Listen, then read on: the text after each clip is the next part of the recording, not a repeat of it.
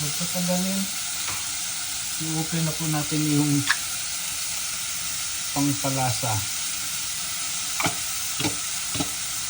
Kahit gaano ka patalaki, kasyang-kasya sa lata. Di ba? Tingnan nyo yung isda, gaano kalaki. Kasya sa lata. Yan lang ang ulam natin. So, pakpan po natin ng isang araw yan. So, pagbukas natin isang araw na, pakpan natin ng isang araw.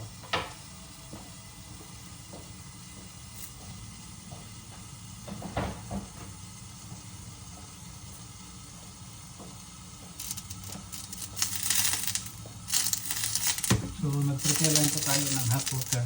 So, buksan natin. Yan.